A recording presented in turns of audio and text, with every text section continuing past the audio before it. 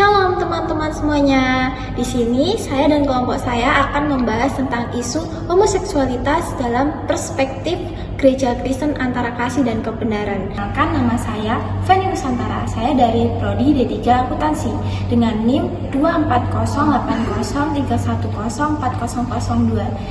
Sebelum saya membahas lebih lanjut dari isu tersebut, saya akan membahas latar belakang dari isu yang kami angkat. Pertama-tama, pada akhir tahun 2024, sebuah peristiwa di Banda Aceh kembali mengguncang perhatian publik ketika dua pria digerebek warga saat berhubungan intim di dalam kamar kos dan kemudian dijatuhi hukuman cambuk oleh Mahkamah Syariah. Peristiwa ini bukanlah hal yang pertama terjadi di Aceh, namun tetap menjadi sorotan luas di dalam maupun di luar negeri karena menyentuh isu yang sangat sensitif seperti homoseksualitas dan penerapan hukum syariah di tengah sistem hukum nasional yang mengakui hak asasi manusia. Masyarakat Aceh sendiri cenderung konservatif dan memandang perilaku homoseksual sebagai pelanggaran moral dan agama yang berat. Hal ini melahirkan tindakan sosial berupa penggerebekan, pengucilan, dan bahkan kekerasan terhadap individu LGBT. Dalam konteks keagamaan, isu homoseksualitas juga menimbulkan perdebatan panjang, khususnya dalam kekristenan. Ajaran Kristen tidak tunggal dalam menghadapi fenomena LGBT. Sebagian besar, dominasi gereja, khususnya yang konservatif dan injili, merujuk pada teks-teks Alkitab yang menolak hubungan sesama jenis. Maka dari itu, pembahasan mengenai homoseksualitas, khususnya dalam konteks peristiwa di Aceh, dan sikap Kristen terhadapnya menjadi sangat relevan. Isu ini menyangkut martabat manusia, pemahaman terhadap hukum dan keadilan, serta peran agama dalam merespon tantangan zaman.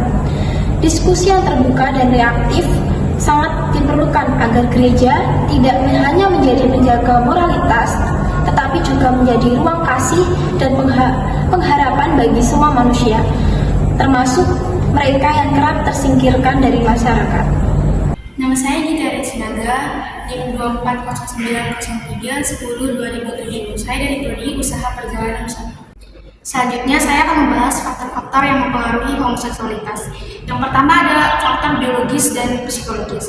Homoseksualitas dapat dipengaruhi oleh genetik, hormonal, dan struktur otak, di mana orientasi itu terjadi tanpa kita sadari, melainkan dia terjadi secara ilmiah dalam hidup kita sendiri. Itu tanpa kita pilih, tanpa dipilih oleh individu siapapun yang mengalami hal tersebut.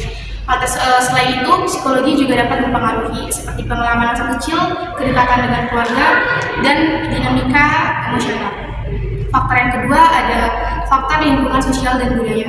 Seperti yang kita ketahui, kita adalah makhluk sosial, kita perlu memiliki lingkungan yang begitu luas, di mana di Indonesia ini lingkungan sekitar kita menolak homoseksualitas, sehingga individu-individu homoseksualitas ini membuat praktik diam-diam tanpa masyarakat ketahui. Mereka mempraktikkan secara diam-diam, sehingga mereka memikirkan bahwa itu tidak akan menimbulkan konflik. Sementara itu, banyak kasus-kasus homoseksualitas di Indonesia yang menimbulkan konflik, seperti penggerebekan, pesta seks lawan sesama jenis.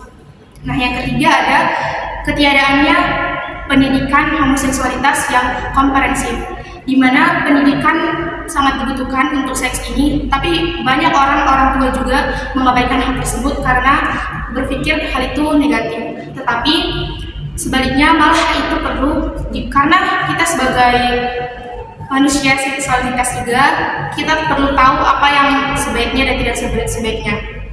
Halo semua, perkenalkan saya Evelyn Pangaribuan dari Prodi Perpajakan dengan awalan NIM 24 dan akhiran 43. Pro dan kontra mengenai homoseksual di kalangan Kristen seringkali terjadi, di mana kalangan Kristen konservatif cenderung menolak, bahkan menolaknya dengan keras mengenai perbuatan homoseksual yang terjadi, bahkan sampai memberikan sanksi kepada para pelaku homoseksual karena homoseksual adalah perbuatan dari dosa. Sedangkan kalangan Kristen liberal cenderung menerima, bahkan membukakan diri terhadap pelaku homoseksual. Mereka menganggap homoseksual adalah bagian dari orientasi seksual, bukan dari perbuatan dosa. Halo semuanya, semua, perkenalkan nama saya Jenny Evelina Bersumiring dari Prodi Perpajakan dengan NIM awal 24 dan akhir 10. Baik, materi selanjutnya kita akan memahami pandangan Alkitab terhadap homoseksualitas. Nah, pandangan Alkitab terhadap homoseksualitas sangat jelas dikatakan di Alkitab, di mana di Perjanjian Lama dan Perjanjian Baru. Nah, di Perjanjian Lama terdapat di Alkitab Imamat 18 ayat 22 dan Imamat 20 ayat 13 dikatakan bahwa perlakuan yang dilakukan oleh kelakuan homoseksualitas adalah hal-hal yang keji dan sangat berdosa. Hal ini juga di dalam konteks bangsa Israel, orang-orang yang melakukan homoseksualitas dihukum mati. Nah, di Perjanjian Baru, di Roma 1 ayat 26-27 dibahas juga oleh Paulus bahwa homoseksualitas adalah penolakan terhadap Allah yang dilakukan oleh sekelompok orang yang dimana melakukan hubungan badan terhadap yang tak alamiah, yang tadinya alamiah menjadi tak alamiah. Nah, di 1 Korintus 6 ayat 9-10 juga dikatakan bahwa orang yang melakukan homoseksualitas adalah orang yang tidak akan atau menghalangi kerajaan Allah. Baik, selanjutnya kita akan membahas tentang solusi pada konflik yang kita angkat, yaitu yang ada di Aceh. Yang pertama itu adalah pendidikan Alkitabiah, di mana pendidikan Alkitabiah ini mengajarkan firman Tuhan mengenai rancangan Allah, di mana perempuan dan laki-laki bersatu sesuai dengan pernikahan. Yang kedua itu adalah kasih dan pendekatan, di mana kasih dan pendekatan ini semua mengundang dan menerima individu yang melakukan LGBT dan homoseksualitas tanpa melupakan firman Tuhan.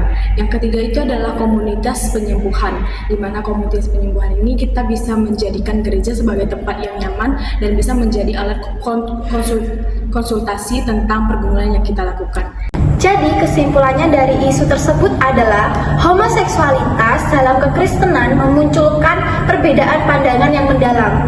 Tergantung pada cara penafsiran Alkitab, pandangan konservatif menganggap homoseksualitas sebagai dosa berdasarkan teks Alkitab.